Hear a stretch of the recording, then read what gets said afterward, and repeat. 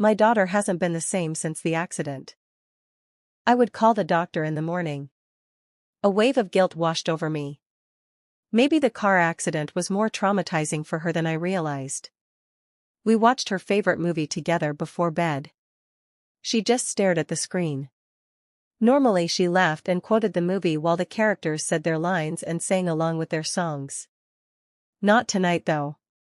Tonight was just eerie silence as she stared blankly at the TV. I tucked her into bed and gave her a kiss on the forehead. "Ooh, you're cold," I said as I put an extra blanket on her, and gave her an Eskimo kiss. "I'll just have to snuggle you up, warm as a bug." She just stared at me, unblinking. Unsettled, I sat up on her bedside. "Hey honey, I know you had a long day, and it must have been really scary to be in that little accident. Do you want to talk about it?" She continued to stare for a moment. "Daddy can't stand the sight of you."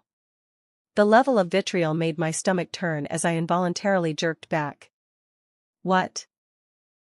was all I could stammer out. "You ruined everything," she hissed at me, her eyes pure hatred. Unable to gain my composure, I stammered that those words weren't very nice before standing up. "Good night, Mommy," she said sweetly, my little girl again, holding her hands out for a hug.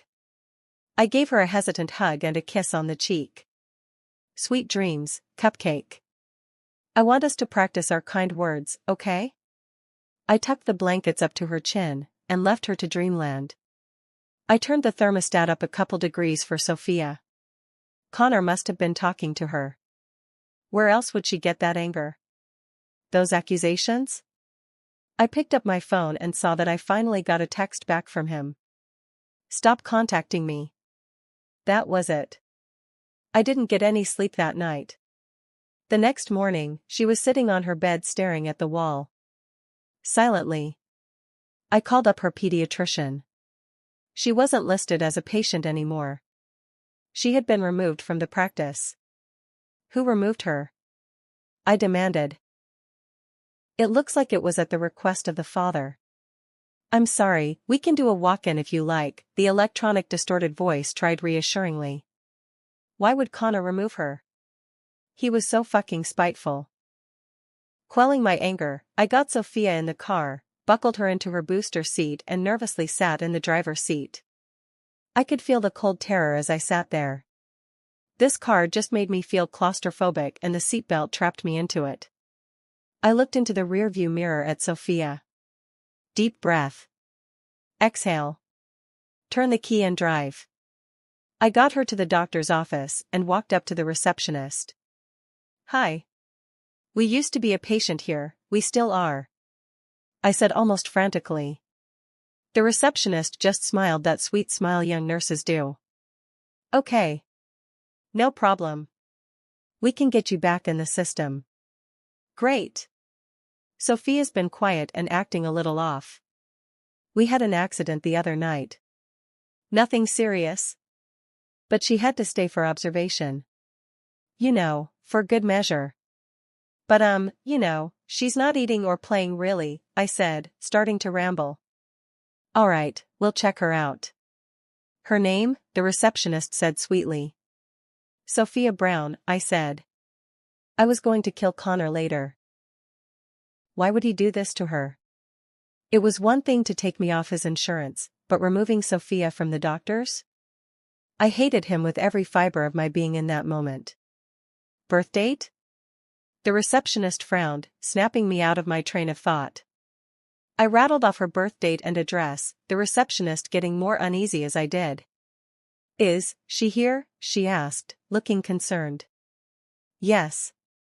"She's right," I looked over. She was gone. "Sophia?" I looked frantically around the office. "She must have gotten outside," I said as I ran off. I could feel the panic welling up in my chest. The receptionist was making a call as I ran down the hallway and out to the parking lot. She was gone. I was about to call the police, when I saw her sitting in the car, buckled up, ready to leave. I flung the door open. "Sophia!" I shouted angrily. She didn't react. "Sophia! Why did you leave?" I demanded. She was looking pale.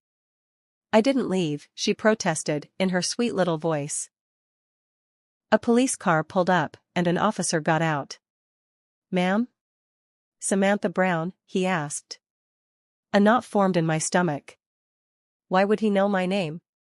"Yeah, I'm here to get my daughter looked at," I trailed off as I gestured at the car. "You need to leave the premises," he continued unfazed. "But my daughter," I said, feeling the rage bubble in me.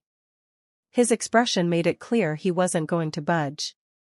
What had Connor told them about me? "Please. I just need to get my daughter looked at." "She's sick," I said, pleading to a face showing no signs of pity. "If you don't remove yourself from the premises, I will have to take you in," he said with an unreadable expression. It was clear I wasn't getting past him. I didn't argue. I couldn't be arrested. What would they do with Sophia? Why wouldn't he listen to me? I got in the car, and slammed the door shut. The ceiling felt lower. The walls pressed in. I put my hands on the wheel and saw them shaking as a wave of anxiety crashed over me. Deep breath. Exhale. The box beeped.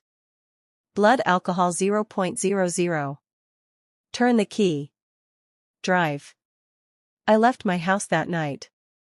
Sophia still isn't eating, and Connor has convinced every hospital to turn me away. None of them will see Sophia. They look at her and tell me to sit down, ask me to leave, ask if I have a history of mental illness. I know what the police reports say. I've read them. But they're wrong. I know what I see. My Sophia is right here. I can feel her in my arms when I hug her, I can hear her when she breathes, I can see her sweet innocent eyes looking up at me when I hold her hand. Please, someone help me. She's cold again. I'll wrap her up warm and try another clinic tomorrow. Someone has to see her.